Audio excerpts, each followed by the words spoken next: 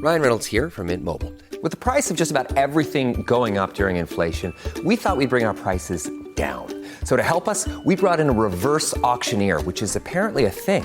Mint Mobile Unlimited Premium Wireless. How to get 30, 30, bit to get 30, bit to get 20, 20, 20, bit to get 20, 20, bit to get 15, 15, 15, 15, just $15 a month? Sold! Give it a try at mintmobile.com/switch. $45 up front for 3 months plus taxes and fees. Promo rate for new customers for limited time. Unlimited more than 40 gigabytes per month. Slows full terms at mintmobile.com. When you need mealtime inspiration, it's worth shopping Baker's, where you'll find over 30,000 mouth-watering choices that excite your inner foodie. And no matter what tasty choice you make, you'll enjoy our everyday low prices, plus extra ways to save, like digital coupons worth over $600 each week. You can also save up to $1 off per gallon at the pump with fuel points. More savings and more inspiring flavors make shopping Baker's worth it every time. Baker's, fresh for everyone. Fuel restrictions apply.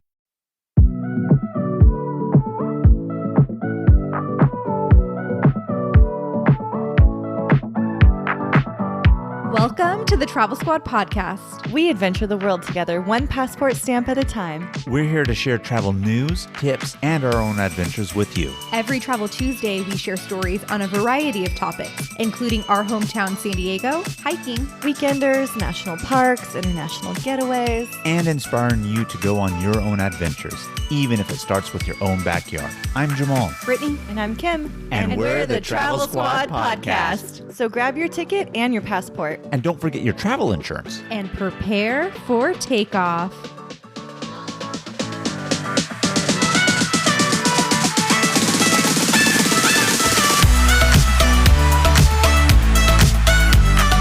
Hello, fellow travelers. Hey, squaddies. Welcome to episode 102 of the Travel Squad podcast. Today, we are interviewing Alex and Elise, the owners and creators of the young professionals small group travel company Here and Now Travel. We had such a good interview with Alex and Elise. Their vision was to create a travel company specifically for young working adults, just like all of us, who wanted to travel and meet friends, but also while maximizing their paid time off. And they really offer boutique small group tours with local guides to amazing destinations like Cuba, Colombia, Costa Rica, Iceland, and Greece. Their tours look amazing. And in this episode, we discussed all about how Alex and Elise came up with the idea for Here and Now Travel and how their trips are designed to deliver a more authentic local travel experience rather than that more touristy experience. We also dive into how they broke into the travel industry and what hurdles they had to overcome to make their travel business dream a reality. And just hearing that really resonated with me. I think it resonates with anybody who's a traveler and wants to make travel their business, their passion. So it was so amazing and exciting to hear all about that. But most importantly, we discussed their trip itineraries and the amazing travel experience that you're going to have when you book with Here and Now Travel. I know after speaking with both of them that I can speak for the squad here when I say we are super excited to take our travel experience in the future here with Here and Now Travel. And best of all, they even gave us a promo code for all of our listeners, all of you out there, to get $125 off any trip using the promo code SQUAD125. Again, that's SQUAD125. And with that, let's welcome Alex and Elise to the Travel Squad podcast. So I'd love to kick us off, if that's all right with you all, because I'm so excited. You guys literally have my dream life, creating a business out of travel that enables you to travel for work. So I just want to start with, how did you guys come up with the idea? I think it goes back to, we were working, and we still are working 9-to-5 jobs, and we were a couple years out of school, and we were just so burned out. We were working 9 to 11-hour days in front of a computer, and there was nothing more that we wanted to do than leave and go on a vacation. But the last thing that sounded fun was logging onto a computer after work, planning a 2-week vacation and doing that. And so we said, there has to be a better way to this. And I think Elise, she said, hey, look, like group travel is really popular with like study abroads and it's cool there. And then it's really cool again when you're retired, but like there's nothing in between. Like, why is that? I would kill to just pay someone to like jump on their group and go travel right now. And so that's when ultimately, we started researching and we said, okay, well, there's other companies that are doing it. Let's go try them out. And so we tried 2 other groups and there was just some things like they didn't use local guides. They used guides from the US to guide you around Costa Rica. You were in like highly trafficked areas. You were in tour buses, like big charter buses. And we said, you know what? There's some opportunity here. I think we could do it. We could do it in smaller groups. We can do it a little more authentically. And yeah, that's ultimately how we started it. Well, I think Kim kind of jumped the gun here a little bit. I mean, you can tell how excited we are because obviously our passion is travel as well. We're clearly making it a business ourselves. But, before we get more into the business and how things develop for you guys, why don't you tell us a little bit of background about you guys personally, how you met, where your passion for travel came from? Because I think with that knowledge, then everybody else can understand, like, yes, this is why you guys are doing what you're doing now.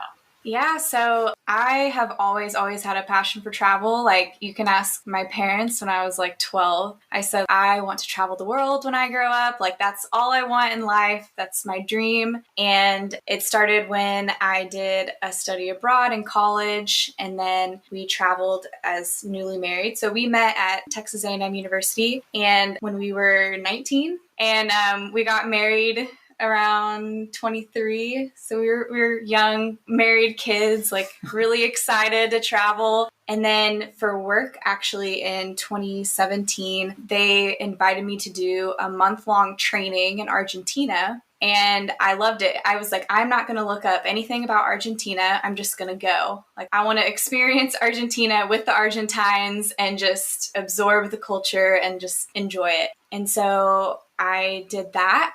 And then it was actually a year later in 2018 that we were burnt out, as he said.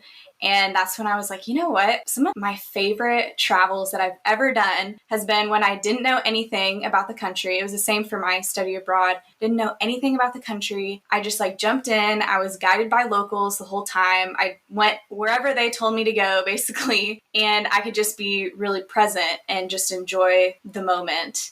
And that's kind of what got me into, I guess, the idea of group travel in general. But yeah, I've always loved travel. I mean, I've always had a big passion for it. What were you doing for work when they sent you on that month-long Argentinian training? It was just a training. So I'm an engineer for work. It was actually all 21 to 35-year-olds, which is our age range of our company. There was 30 of us. And it was just a way for like networking. It was just like a month-long training. We learned about our industry and we networked, and it was a really, really cool opportunity, actually. And I stayed in Houston and sat on the couch and watched our dog. It was totally fair and totally cool. He had dog duty.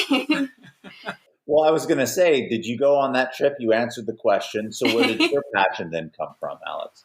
So funny. I mean, I know you guys are from a small town and I'm from a small town as well. My parents were both in education growing up. And so we had the summers, but we spent it all domestically and really within Texas where, Elise and I are both from. And so I really didn't travel a ton, especially outside of the US, like growing up. And actually, my real passion came from when I met Elise, because she was so like bitten by the travel bug. And she was like, we have to go. Like, as soon as we get married, like, let's go. As soon as we make enough money to like down to the penny, like, let's spend it on travel. Yeah. And so we did. We went 12 days to Italy and kind of did the typical Florence, Venice, Rome kind of mix. Mm-hmm. And I know it's cliche, but I was just like, oh my gosh, what have I been missing? And that's when I got bitten by it. I did that same Italy trip. Yeah. And what you guys are saying just really resonates. I feel like every traveler that we talk to, it's always that one thing. You go on that one great trip, the first one, and then you just realize how exciting travel can be for the new opportunities, the new cultural experiences, and everything like that. And once you have it, you just want to keep going, right? Yeah. Yeah, for sure. So in 2018, you said you started to get burnt out, which kind of made you want to jump into the travel industry. So how did you guys jump into the industry and start your company? Well, we have been really impressed by the travel industry because Elise and I had no exposure to the industry as a whole, before this, other than being like customers ourselves and going and traveling. people are really friendly. Business owners are really friendly. And so I just started reaching out to other business owners. We wanted to do group travel for young professionals. So I reached out to group travel for seniors. I reached out to some of those like CEOs, and I found a guy who was really accommodating. He sat down with me for an hour and just started picking his brain, as well as like, how did you get started? But then kind of getting into the business side as well. Hey, what do we need for international business insurance? What do we need for travel insurance for our travelers? And so really, I just started kind of cold calling, cold emailing some of these like people who had, mid-sized to small travel businesses and say, how did you do it? And what would you tell somebody who's trying to start it? And that was huge. And that's what I think travel is so positive that you can do that. You could almost do that with any business, anyone involved in travel, and they're more than willing to help. That's amazing. Yeah. And there's so many like different types of group travel you can do, like parents and singles. And so the group travel industry specifically is really cool because you're not really competing against each other in a lot of ways. You're only, I guess, competing against the people who are in your niche. And I think that was the best piece of advice or like insight to travel that I got in having some of those conversations.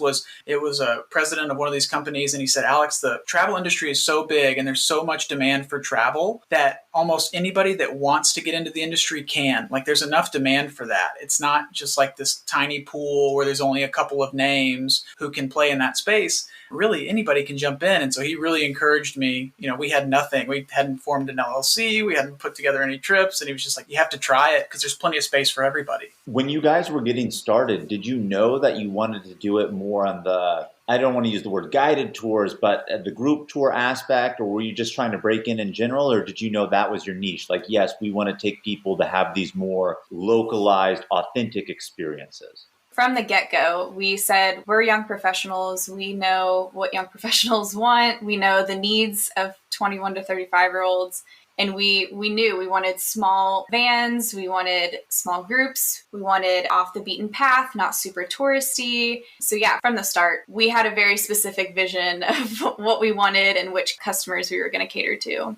So I have a hard-hitting question. You've mentioned lots of times that you invite people that are 21 to 35. What happens if they're 36? Do you automatically tell them that they can't go? Or what if they book it when they're 35, but in the meantime, they turn 36 before the actual trip starts? We always say that we just put 21 to 35 on our website to let people know, hey, here's generally who books our trips. So you kind of understand like what the group generally looks like. But we've had 40-year-olds join the trips and it totally works out. We never turn anybody down. As long as you have, a pretty like chill, like social personality and you like being active on your trips and you're, go with the flow, like you work, like you'll work with these groups because it's just a bunch of, really social, fun, nice people. And at the end of the day, the age doesn't matter. We always say age is a mindset. So we never turn anyone down. The real age isn't the problem. The problem is if they act beyond that age. You need them to keep to that 21 to 35 mindset is really what you're saying. Yeah. I think that's really cool because when you traditionally think of group tours or guided tours, you think of a lot of older generations that like to join those tours. And you are right about, the bigger buses and the slower pace of travel and whatnot. So I think that's great that you're targeting that age range. And I'm just curious, you mentioned before that you were married at 23. How old are you both now? We are 28. 28. Okay. Right in your prime. I was going to say you got 7 more years before you got to cut yourself off from your own trips. So we were doing a business pitch competition and it was at our old university and we got to sit down with a professor as kind of like this, like warm up before the pitch. And he said, what's cool about you? He said, oh, well, we're young professionals and we plan our trips. And he said, well, that's great. But what happens 7 years from now when you age out? What's your edge then? We were like, oh my gosh, we're going to age out of our group at some point. That was funny. But we always say like, we'll just like change the age range. Like then it'll be 35 to 50-year-olds. We'll start new brackets. Just as we age. Evolve and grow. Exactly. So you kind of touched on this a little bit, Alex, when you were saying that you made those cold calls, starting to reach out to people in the industry. But talk to us a little bit about that balance of both of you working your full-time professional jobs. And I know you said they gave you great info, but what hurdles and things did you encounter trying to get started, obviously where you guys are at now? I think the biggest piece was trying to, carve out time and like not totally burn yourself out. And so, we would work until 5:30 or 6. And then, I mean, you remember those first 4 months, there was a desk. I would sit at this desk for like 3.5, 4 hours each night. And Elise would be there and she would sit on the couch, like facing, me, and I'd be facing her at this desk. And we'd just be typing out, stuff on our website. And so I think that was the biggest challenge. It was those first 3 or 4 months when, you're in month 2 of building and you're on your 14-hour day and you go like, okay, are we really going for this? Or like, should I just cut my loss now? And so I think that was the toughest part was you were starting this business because you wanted to do something that was going to give you energy and wasn't going to burn you out. But in the moment, it's totally burning you out. And so I think, that was the biggest hurdle for me. I bet you in retrospect, that 3 months or 4 months doesn't feel so long anymore. No, it was a minuscule amount of time and it's going, man, I'm so glad like we pushed through that. But like in the moment, it feels like forever. Yeah, I heard somewhere that starting a business is kind of like looking into fog. Like you're just like, I don't know where this is going. In hindsight, we can say like, yeah, we're so glad. I mean, it really was only 3-6 months of struggles. And then it kind of has been good post-pandemic and everything. But yeah, at the beginning, you're really just like, where the heck is this going? There's no clear path when you're starting a business. So that was, I think that's the hardest part. So you actually started to hit on a topic, the pandemic. How has that affected your business? Because you got the idea right before the pandemic started and we're still kind of living through that pandemic.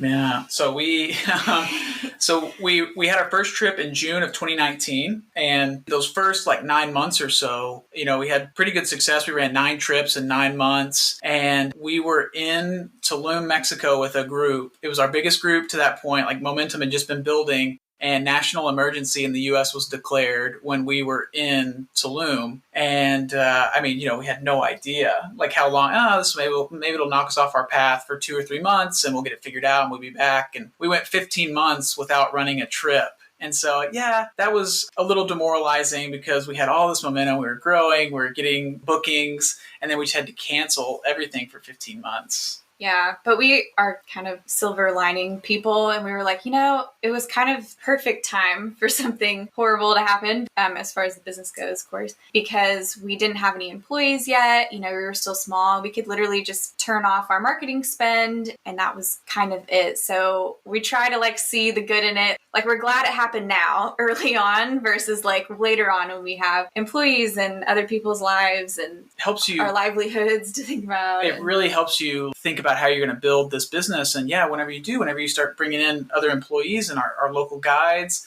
how do we help support them if something like this happens again? And so it was terrible because for 15 months, we didn't have anything going on, but now I think it's helped us like plan for the future. And we got really good at return policies. We hadn't had to do a return policy until then. And now, we've nailed that one down. So we don't have to think about that in the future again. I think so many businesses adapted to the refund policy or return policy during COVID. And I'm hoping it's one of those things that actually stays in the industry. And I'm keeping my fingers crossed that it will, but hopefully no one uses it unless they have to, but that would be clutch. Oh yeah, we agree. Wasn't that amazing with airlines? Like we finally put their feet to the fire that, some of the baggage fees, some of the cancellation and rebooking. Yeah, because that's just like what travel needs to be. Like we need to eliminate barriers from travel as opposed to throwing on more barriers that really don't do a lot for them as the airline other than kind of line pockets. So we were stoked to see that. Yeah, and I want to touch a little bit more on the building phase as you guys starting up the business, because I'm thinking to myself here, okay, your tours that you guys go to, you mentioned Tulum, I know Costa Rica, Cuba, Iceland, Mexico City. Were these places that you guys have gone together and did these trips? And how did you guys find the local guides? Because I know every place has a local guide. So tell us a little bit about really hammering out those details of what you were going to do for your product that you initially put out there. Yeah. So for us, we're actually pretty risk averse in terms of like how we live our lives. Personal lives. And so we said, look, we're not going to quit our jobs yet and just go all in on this side business. We're going to try as best we can to work both. And so with that being the case, we said, okay, if we're going to go on these initial trips and just make sure they're being run to like the level that we really want them run, we need places that are close so we can really save our vacation times. Like Elise can use her vacation, I can use mine. And so what we said is, okay, when we pick these first couple locations, we know most of our customers and most of our friends are in Houston. Most of them are going to come from Houston and Dallas. So we're going to pick locations that are under 5 hours flight from Dallas and Houston, because that's how we knew, like, we were asking for your time and we were asking for your money, and we were trying to allocate our time as well away from the job. And so that's when we really started looking at Latin America. And then when you start thinking about some of these other companies that run trips, Europe is a big destination. Obviously, Asia is also big, but Latin America sometimes gets kind of left behind. Like there's just not as many trips there. And so we saw an opportunity like, okay, Colombia, Bogota, like that's a lot of fun. You know, what if we ran trips there? And so that's how we initially picked the spots. And to your question, we had never been. So we said, we wanted to go places because we were like, if this all goes sideways, like we at least want to get some good travel memories out of it. So we picked, I guess, 4 or 5 places that we really wanted to go, like personally. And then it kind of turned into these scouting trips. I mean, we were very intentional about the travel, but it was also like just on a personal level. Yeah. So Lisa and I would we would try and use our weekends as best we could. And so we'd go 5 to 8 days in each of those locations. And they were super intense scouting trips, like 7 a.m. to, I don't know, like 10 or 11, doing kind of nightlife stuff too, to try and figure out, okay, here's all of the must-have in our 5-day trips, and here's what maybe we could leave to the side. Yeah, so our strategy was to go on trips that we wanted to go on, pack them like crazy, try out a bunch of guides, a bunch of hotels, you know, like go from hotel to hotel. And then from there, we can pick all of our favorites and then whittle that down into like perfect, like curated 4 to 5 day trip. Yeah. And then you mentioned you were looking for flights within 5 hours of where you guys were living. When you first started out, was it a lot of friends and family that joined the trips in the beginning? I was just telling somebody the other day, we begged people in 2019. I'm not ashamed to admit it.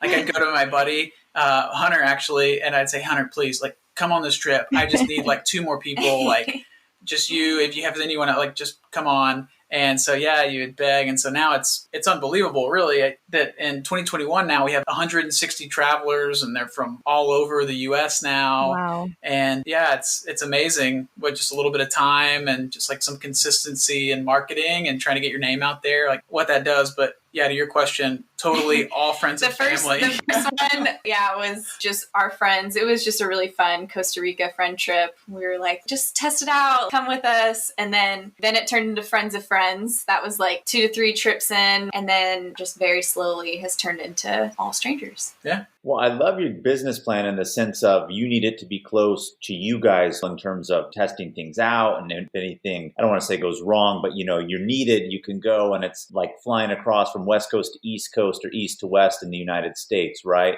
But I think you hit on something that's really, really true, is that Latin America is a very underrated place. I mean, very few people, I think, give it that mindset in comparison to, like you said, Europe, Asia. And here we are in San Diego, and we're right by Mexico. We have the Tijuana airport. It's very easy for us to get to Latin America. But for you in the center of the country and anybody else who's not living on the border, I mean, you guys are positioned perfectly to capture that market of people who are like, yes, Latin America. And I think it's really great.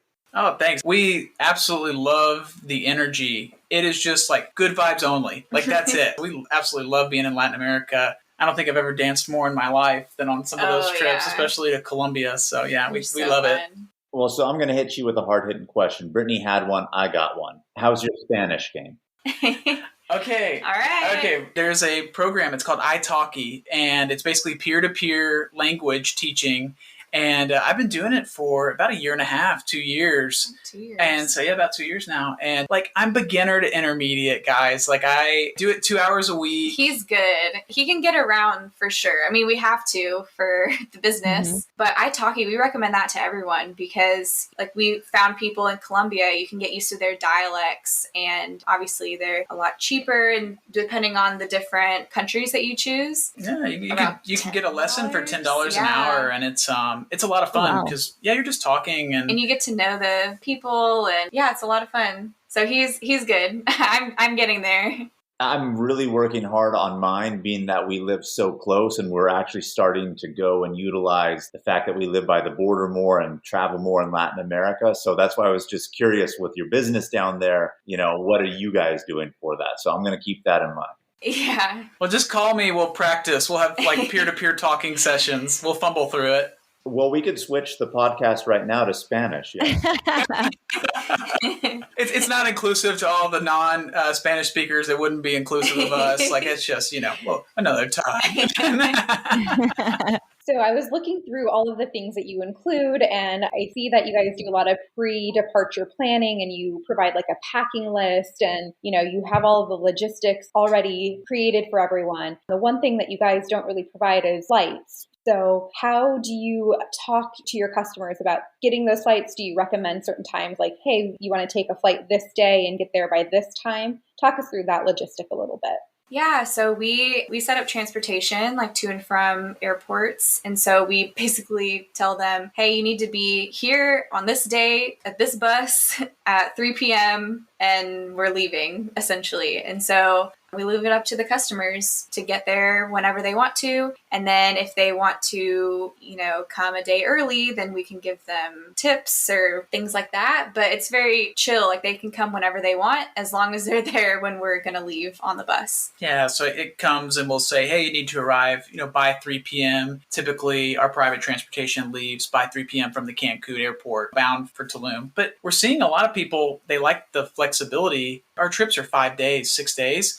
And people like the flexibility of, well, actually, I'm going to extend it another 3 days. So, thanks, guys, but I don't need to ride back to the airport. I'm going to stay, here in Tulum and maybe go to Playa or something like that for an extra 2 or 3 days. And so I think people like the flexibility. People like it, yeah. We're seeing probably 30% of our customers are extending because we do our 5 to 6 days. That's pretty purposeful because the average working professional, when you first start, you get 10 days total of vacation. And so we say, okay, ours will only at max will cost you 3 vacation days. But it's kind of cool because you're seeing a lot of people and they say, no, like I'll use a few more here and stay a few extra days and see a little more. Has the shift to more remote work had any impact? Have you seen people come on your trips anytime recently that they're working while traveling? So I've had a couple people reach out now and they ask, hey, what's the Wi-Fi stability of Cuba, for instance, right? Because it's a little bit different situation there. What's the stability in Tulum? Like I hear that's pretty remote. And so I think those questions are stemming from like people who want to extend, but they're worried about, how can I still connect remotely? And so I've gotten a lot more questions through the inbox about that, like in the last probably 4 months. So to your point, people just saying like, I'm going to keep working remotely. So why not do it in a cool location? Yeah. That's definitely my dream, to work remote and just travel. Yeah, I know. Same. Yeah. Well, you guys are doing it. You're quitting your jobs, aren't you? Yeah. That is so exciting. Elise has, as we're talking right now, you have 3 days left, which is crazy. Getting down to the wire. Yeah. And you have 8 days left? 8 working days left. Yeah. So it's getting really real. We're packing everything up. And in the back half of 2021, we're going to follow our groups around, basically. We have 15 trips in the back half of 2021. And Elise and I are just going to have a carry-on and a backpack. And so we'll be hopping from country to country for the last couple months of the year. Yeah, as we're like whittling all of our stuff down to just fit in those 2 bags, I think it's finally It's getting really real. That's for sure. So are you talking about hopping on your own tours or doing other travels amongst yourselves? Because I was going to ask, with the leaving of the professional jobs and going now onto this new venture, are you just going to take that carry-on and get on a few of your own trips and tours that you guys are doing with people and just put your face out there so that way they can tell their friends about it and be like, oh, this is great company, this, that, the other? Yeah, that's the idea. We're going on most of the trips. I think it's maybe 10, 11, 12, something like that out of the 15. And yeah, the idea is that we can get to know our customers even more and build some excitement. And honestly, we just want to do it. Like, that's the whole reason we started the company, was to meet people. We love meeting new people and then traveling at the same time. I kind of think of the nomad life. I don't know if it would get a little old after a while, like if you're not constantly, meeting new people, like building connections. And so we're excited because we get to build new connections like pretty much every week with new people, which is perfect for us. Yeah, and it just helps us. Honestly, it's not a survey from a random inbox at the end of the trip. It's like, we're just Alex and Elise, and it's going, hey, like, what did y'all like about it? What did you not like about it? Feedback and after spending 5 days with people, like, they feel pretty comfortable with you to be able to like give you honest feedback because you're friends by that point. Yeah. You're like, hey, I liked it. Try tinkering with this a little bit. And so that's invaluable to us. And so that's what I'm excited. Like, for 12 trips, we'll get to meet, 140 different people and get their input. And I just think it's going to be like invaluable to like, the future of our business. 2022, 2023. Yeah. Yeah, I think that's really personal. And you get to know, anytime you're on a trip and you're traveling with other people, you get to know them on a real personal level. And it creates friendships that last years and years and years based off of that, which is really amazing. And I know you said that you're going on most of the trips, but there's a few trips you're not going on with your groups. Who hosts those?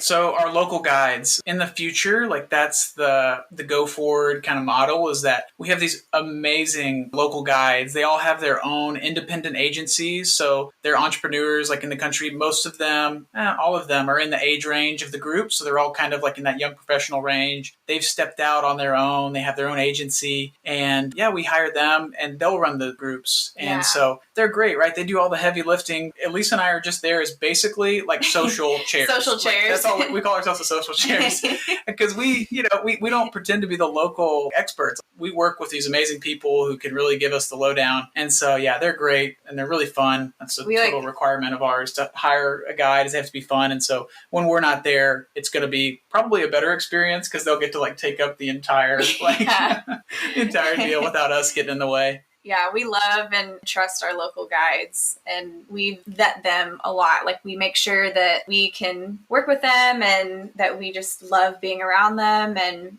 we trust them completely to run our trips. Mm-hmm. You guys are going to be like undercover boss, but not really undercover. It's like, do not listen to us. We know nothing about this country. Talk to them.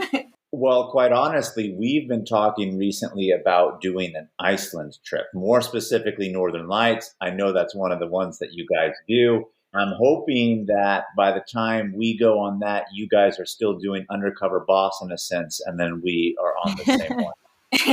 That would be awesome. Guys, hear me out on this. We are in a totally glass dome underneath the Northern Lights of Iceland, and we do episode 200 of the Travel Squad podcast. I don't know, I like the idea. We should do it. I love the visualization. Love it.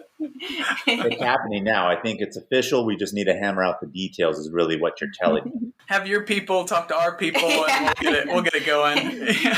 Have you guys had anyone go on your trip and then come back for a second trip yet? Oh, yeah. Yeah. We've had quite a few. It's fun. And you see their name pop up again. And, reviews are really important, like on Google and wherever else. But that is like the most heartwarming, like what we're doing. Like, people like it. Like, and people like traveling. That's the best. We've had customers that came back and then we get like email notification after email notification because they booked like 3 trips with us they get back, for 2022. Oh, wow. We're like, wow, that's so cool. Yeah. That's amazing. Well, I love my hard-hitting question, so I'm going to ask another. Okay. How is it working with your spouse full-time? So it's really fun. I mean, we kind of got lucky. I think before I would have been a little bit worried, like probably back in 2019, like, I don't know, how's this going to go? But then the pandemic just took care of that. And we were both working from home for an entire year. And so we got used to living and working together and kind of just worked. But we do have different styles, I would say, of working. I'm a little bit more go with the flow, free spirited, like just do whatever feels right. And Alex is way more disciplined, which is amazing for running a business. But yeah, we've definitely had to figure that out. Like, okay, when you ask me to do this, do you mean today or you mean like whenever you feel like it? But that's about it. It's a lot of fun. I think the coolest part about it is you get to see your partner, your spouse, excel like in a professional way. Whereas, when Elise was doing engineering, I'm in sales currently. I had no idea what she's talking about. Like, I don't know what's going on like professionally. You really don't know like what your partner's doing. But then when you work together, you get to see them. You're like, oh, wow, that is so cool. I've never seen you in that light before. Like, I've only known you as like a romantic relationship. Yeah, like on that and social now we're side. like business partners, and you get to see them in business mode. And it's cool. It's cool to see. So Alex, you said you work in sales, and how has that played into like the marketing of your company? So that's another piece of how it works for us working together because we like different parts of the business. Mm-hmm. Elise really loves kind of the back end website development, how our systems work, like in terms of when a booking comes in, how do we keep all of that together? And I really like being in front of people and cold calling and sending these random emails because that's what I do like every day. And so, man, being in sales has really helped me. And it's really helped as I talk to vendors around the world and travel as well, because you kind of know what kind of questions people ask in these meetings and how to talk about the business and how the financials and all that. And so, sales it's been really crucial. Super crucial. Yeah. So I don't know if it's because I've done some research on you guys, but on Instagram, almost every single day, I'll get your advertisements and they're like sponsor advertisements that come up on my feed. Like, no kidding. Every single day. And so I'm like, oh my gosh. Awesome. Like, they're a legit company. This looks amazing. I'm always really impressed. So congrats to you guys on that. Is it awesome or are you annoyed? Yeah. It inspires me to like keep checking it out. Like, I've gone to your website several times, I'll be completely honest. I've looked at like, the things that you provide, and we've taken several group travel trips in the past. So, you're always in that mindset of like, how does it compare? And like, what are the things that they offer? And I love that you guys go to some lesser known countries because a lot of places don't go to them. Oh, thank you. And thank you. I think that's a testament. We work with an agency, a marketing agency. And so, like on the social side, we knew Facebook ads and Instagram ads were going to be huge for us because that's where we spend too much of our time. And we know that's where like all the people that we're traveling with spend a lot of their time. And that was one where we said, we don't know a ton about this and we know it's super important. And so we went and worked with an agency actually. And I would totally encourage people, like if they're starting a business and there's a piece that is really important, but you don't know how to do, like don't worry about spending that initial investment, especially if you don't have any cash at that point, like the business isn't making anything for you, it returns. And that has been probably the best thing we've done as a business is hire this marketing agency called Marikite. They're phenomenal. There's a small business too. So like we actually talked to a marketing agency and they're like, well, our packages start at $30,000. Yeah. And we were like, okay, no. But we found a startup that we love. Like they're doing their own thing. We're doing ours and they're amazing. They've completely turned our business into what it is right now. I love to hear that. I actually work for a marketing agency and do marketing and PR for a living. And I love to hear people say marketing has its return on investment. It really does. Yes, it does. Oh my gosh. It's amazing, really. And with all the information that Facebook and Instagram has, you target travelers. It's not like a billboard on the side of the highway. You just hit everybody that drives past it. They might be into travel. They might not be. With digital marketing, anybody who likes traveling. She's kidding. If you have a travel podcast and you love traveling, you're going to get targeted. You get targeted. Yeah. Speaking of putting your name out there, how did you guys end up coming up with the name for your business? Ooh, so for me, the biggest piece, that we talked about earlier about why I love group travel so much is because you can be completely present. Like when you travel on your own, you are researching the hotel and then you get there and you're like, I thought it was going to be like an 8 out of 10, and it's really more like a 6 out of 10. Like, I didn't really love that. Or you go to a restaurant and you're looking up Yelp like every day, trying to figure out like which restaurant to go to. And then again, you're kind of comparing it to the reviews that you saw online. And so that's one of the things I love about group travel is that you can just show up and enjoy the restaurants, the activities, the hotels without expectations beforehand. And so we wanted to come up with a name that talked about being present and being in the moment. And that's where Here and Now came from. I love it. Just hearing you say that like really resonates with me, because even on our guided tours and things that we've done, even though they haven't been the smaller, more intimate like yours, let alone with our age demographic, you're right, they're usually catered to be, more older people. But whenever they would take people out to eat, it would always be not at a touristy place, but at a locals place. And I know that's what you guys like to do just as well, and take people to, yes, some of the touristy spots, but off the beaten path. So that really resonates. And I love how you guys came up with that. That's awesome. Yeah. Thank you. So it sounds like you guys have been pretty lucky with the business and how it grew and people are loving it. You did have a little bit of a setback with the pandemic, but what other challenges came up that you had to navigate through? For me, I think it was initially when starting the business, you feel the need to convince people that this is a real thing. And this is not like customers. This is your friends, family. When you tell people at work, you kind of get this response like at a dinner party, right? Everybody's going around the table and they talk about, oh, what do you do? I'm in finance. I'm a chemical engineer. We have a little travel company. Oh, you're a travel agent? No, not quite. And then you explain the business and they go, that is so nice. Like, and you so just cute. it How feels fun. really like patronizing, and so sometimes you deal with that. That's a little bit of a challenge, I think. That's any new business, I think. Yeah, taken seriously, and yeah, I'd say that was definitely a challenge. I think that's one of the things we always hear from entrepreneurs just as well. And it's really the truth. It's always going to be your family and friends who are the last to kind of really get on board and be supportive. Not that they're not, but you know what I mean. In the tone in which they say it, maybe sounds patronizing, like you said, or thinking like, oh, maybe this isn't going to last. It's just a phase type thing. So yeah, I agree with what you're saying. That's discouraging all the way around for anybody starting the business to kind of get a response like that. They also say if they are laughing at you, then you know you're onto something with a good idea. Ooh, I like that. Put that above our door frame. Yeah. But guys, the funny one is people, and they say, okay, well, like when you get done traveling and you come back to the States, what are you going to do then? And you go, no, like this is going to be a full-time gig. Like this is a company, it's not just like, wait, you make money doing that? Yeah. Like, yeah. We're not just like backpacking and freeloading and like throwing all our responsibility to the wind or anything, So it's funny. Sometimes you feel like you're trying to convince people. You just need to show them that you have a legitimate business entity and be like, oh, I write this off on my taxes. Here you go. Yeah. That's brilliant. I'm going to show them I'm on a podcast. You kidding me? Yeah. I'm sending them sound bites after this. Yes, send them the episode. Have them listen to it. Yeah. Definitely will.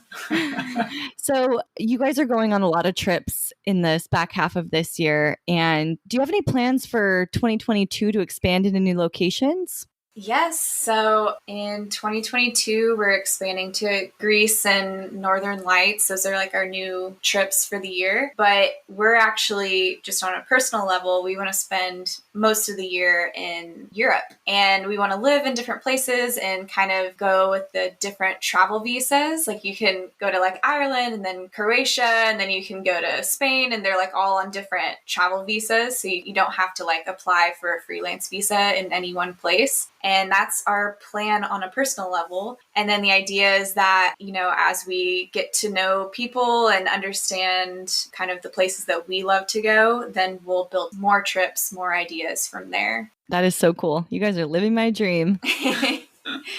We'll be in touch with you guys again, on personal levels to get to pick your minds and learn about the business and how things are going.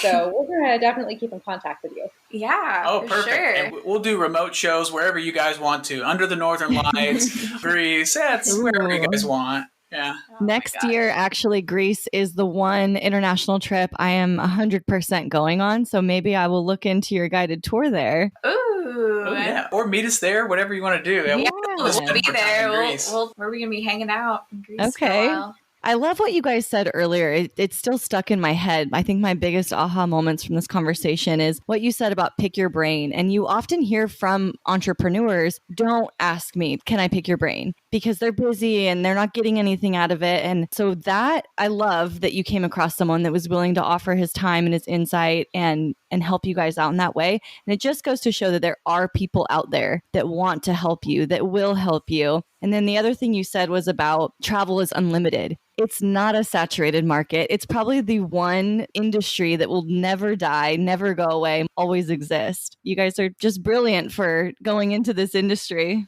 Thank you. Yeah, I think it's a testament to travel at its core is a feel-good industry. Like, you don't get in it to make lots of money. It's not like software sales or something. Like, you get in it because you like travel. And I think those are just the kind of other business partners you run into, is people who just want to have like a good life, showing people something really cool and a really good time and making them happy. And they're more than happy to work with you and talk with you and give you as much of their time as, they can. So what does the next 5 years hold for you guys? I mean, I know sky's the limit. We're talking about short term right here, what you guys are doing after quitting the jobs and into 2022. But where do you see here and now going in the next 5 years? I mean, obviously more places. Are you guys going to get to the level where, as you get larger, flights are included? Like those type of things. Like, where do you guys see yourself developing in the future? Where do you think we're going to be in 5 years? Oh, gosh. We have said that we want to kind of keep it more like intimate boutique company. Of course, we want to grow and expand and everything, but we don't want to get to a point where we're running like 300 trips a year and we don't even know any of our travelers. We don't really even know our guides. Like, we want to keep it very boutique and intimate. And so I hope that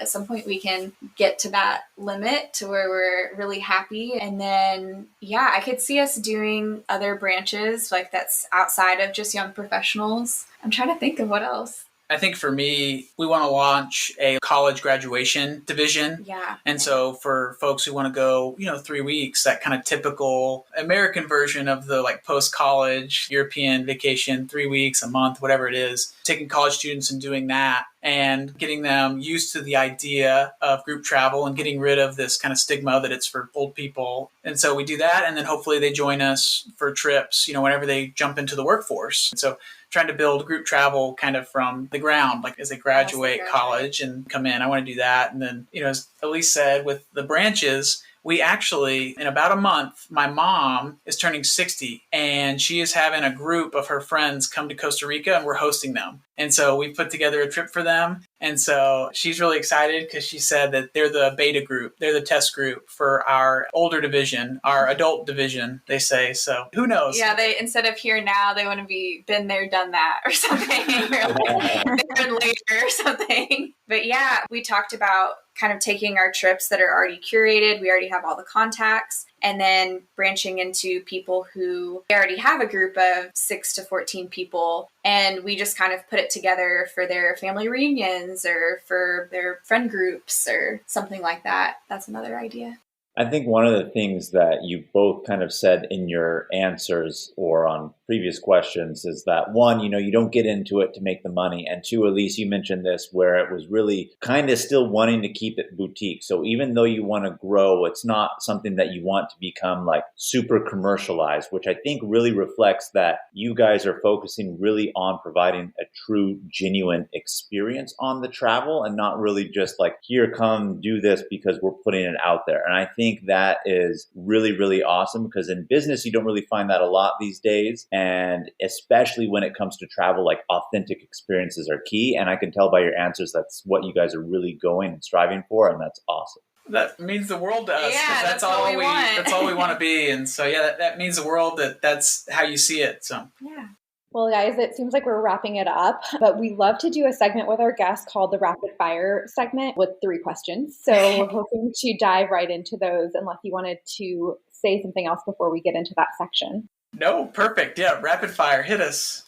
All right. First question is, what is your dream vacation? Right now, I would say Irish countryside. Ooh, Irish countryside. Australia. Ooh. two very different vacations. That's why it works. We have different likes. And yeah, that's why the business works, I think. Well, question number 2 is give us a travel confession. It could be an embarrassing story or something that you did on a trip, but travel confession. Okay, mine is when we were first going, we were going to Italy. It was my first time to like really leave the U.S. other than maybe like a Mexico type of trip. And I was so obsessed with the thought of pickpockets. Pickpockets are going to get me. And so I bought, like Eagle Creek, that's a really big brand in like that kind of space. They have this wallet that you attach to your belt and you flip inside of your pants. And you're supposed to put your money and your wallets in there. And I bought it, and Elise was like, what are we going to do with that? Are you going to flop this thing out of your pants every time we go to pay? And I was so obsessed, and I tried it one day, and I was like, this is so not practical. And I had to stop. That was like $20 off of Amazon, like totally down the drain. But I was so obsessed with it. Of course, it's pickpocketing's everywhere, but that was not an issue. But that's my embarrassing travel story. Oh, see, okay, that reminded me of also my embarrassing in Italy when it was like my first time post-college, like planning a trip for me and my spouse and all this stuff. And so I booked 7 walking tours. 7 walking tours. In 7 days. In 7 days. And that's like with major transportation, like in between. And so there was multiple days that we were doing 2 walking tours a day. And by the 7th one, we were seeing the Coliseum. And we were both just laying there like, no, I can't do another walking tour. Like, I'm going to die. And then at the end, we like high-fived. We're like, thank God, like we're done with the Coliseum. We're like, wow, good lesson. I will never do that again. We got massages in Rome because our feet were so tired. Because we were dead. Oh my gosh, it was so bad. So you can burn yourself out on walking tours is what you're telling me. Yes. It's possible when you book 14 of them. Yeah. That's what we would call an easy day. Yeah. So last question is give us your best insider tip. People love to tell you about what they love. And so stopping someone on the street in a destination and asking them, like, where should I take my lunch? And not like, where should I, the American tourist, take lunch? Like, where do you take lunch? Tell me where you take lunch. I think that's a good piece of advice I'd give. Mm-hmm. Dang, I can't think of anything right now. Elise's is don't book a million walking tours. Yeah, there you go. Your insider tip should have been book on Here and Now. Ooh. That would have been good. Dang. We're still learning. We're still new business owners, guys. Like, give us a second. I think you guys had a great one earlier about using your weekends and maximizing the time you already have off to make those trips happen. And that's something that we talk about with our audience all the time is, leave after work on a Friday, come back on a Monday morning before work and just really get everything in you can. So I think that's one of your best tips I've heard. Oh, can I do another one? This one might be controversial, actually, in the travel community. Oh, let's hear it. Mine is like, don't be afraid to spend on the flight. I think travel has become so crazed with like finding the cheapest flight, even if it's 6 connections and 36 hours of flying. Most of us, we go on maybe 2 if we're lucky, like international trips. Like, make best of use of your time because that's your most valuable resource. And mine is like, spend a little more on the flight. Get a good flight where you get there, you're not wasting a ton of time in airports and connecting, and you're not a zombie when you get there. But I know that's a little controversial with people wanting the cheaper flights, but that's mine. Like, don't be afraid to spend it on the flight. Well, I agree with that, and that's because I'm an old soul. Back in the day, I had that old mentality, but I think your been there, done that crew will resonate with that piece of advice. This has been such a good interview. I'm so glad that you guys reached out to us and we got to connect. Your business is amazing. I can't wait to join one of your trips, and both are just so sweet. And I love the business. This was a great interview. Oh, well, thanks for having us. We listened to that first episode, and that's when we decided to reach out because it was like, man, it just feels like we would vibe with these people, and y'all are good people, you can tell, and they're a lot of fun. And this has been a lot of fun. Thank you for having us. You guys are welcome back anytime. Yeah, we appreciate you both being on. It was great and it was fun. Yes, and I'm holding you to it. Episode 200, we're going to Iceland under the Northern Lights. And wherever we have to make that podcast, we'll make it happen. Land in Reykjavik, guys, and we'll take care of everything else. Seriously. Yeah. And it could be sooner than 200. 200 is the latest. Okay. That's it. That's it.